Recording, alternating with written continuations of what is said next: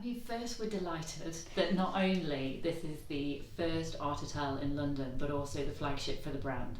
So we've got this real opportunity here to raise awareness of the brand within this location, but also across Europe. So delighted to be given that challenge. So it's, I think long term, the brand is growing, the brand is expanding, and we have some great initiatives in place. We've got some wonderful strategy coming that's really going to place Art Hotel out there as a leading lifestyle arts and culture brand.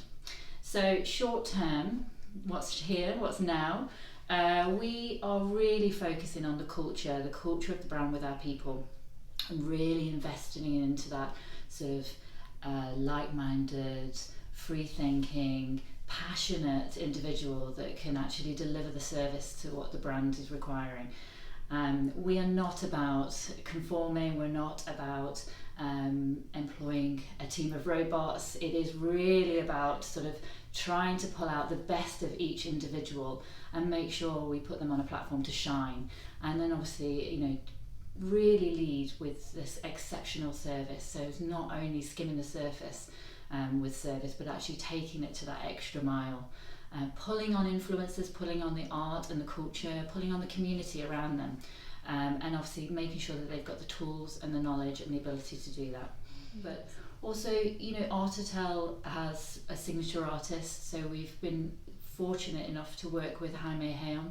He's developed this from not only from a signature artist point of view, but also he is the interior designer of the whole hotel. So he's really influenced how Art Hotel and helping us put that on the map within London as well. So we work very closely with Jaime.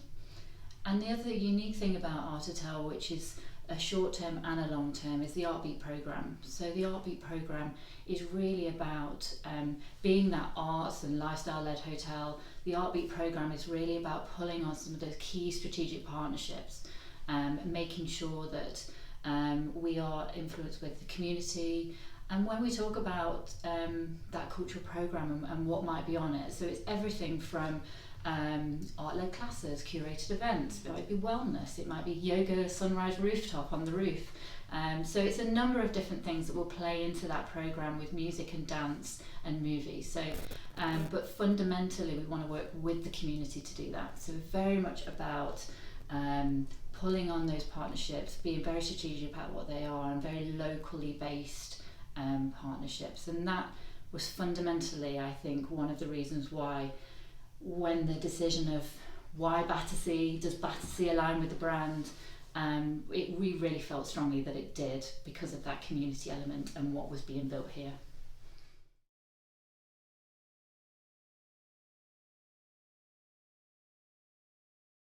For me, they play a huge role, and for various reasons, let alone domestic travel, international travel that hotels bring to an area, which we could go down, you know, the huge benefits from a PR aspect globally that a hotel adds to an area.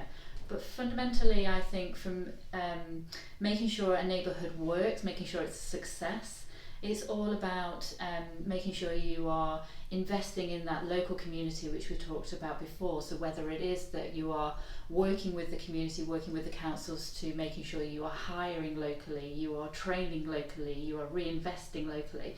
And I think that's so important. I mean, I know here we work with BASE, who are put together and specialise in the recruitment of local Battersea talent. So we work with them heavily from an HR perspective.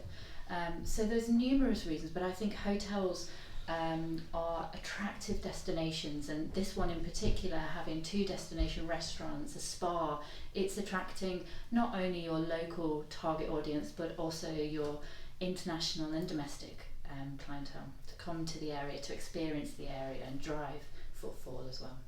I mean, it's an interesting question insofar as how it's evolved. So I think there's almost 2 lines. There's the pre-COVID and there's the post-COVID. And I think what the scenario in terms of COVID, it actually reinforced the position of hotels within communities. And we know, you know, in terms of the massive support that our hotels were able to provide for medical staff coming to stay, what they did at Westminster Bridge, 400 doctors and nurses staying, the outreach in terms of the local community. Very, very interesting when the whole thing kicked off about families not having school meals during that period, during the summer holidays. The first people the council turned to were the hotels, and it turned to the hotel community, and not just our hotels, but collectively, because they're seen and recognised as that's the place, and that's where they come. So I think the direction of travel is much clearer. I think everybody's actually understood now it is part of the community. It also raises a challenge for us because we have to make sure that our doors are open. And they're open not only for the guests, but they're open for the employees and the team members.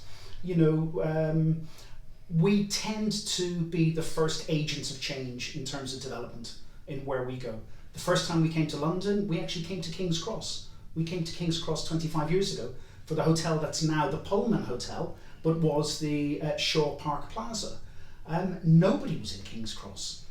We then moved into Victoria. When we moved into Victoria, again, nobody was in Victoria.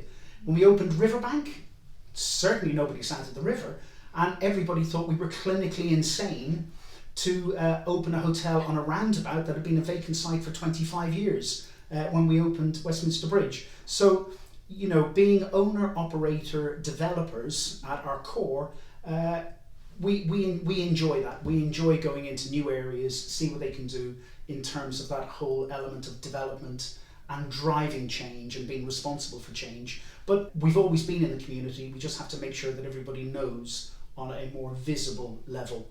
I mean, I know when I started out in hotels, some of the hotels that you can work in, the doors were closed unless you were checking in. And that was it. And it was almost like, oh, we're staying in a hotel, this beautiful hotel, but you can't come in unless you pay in a rate and you're staying.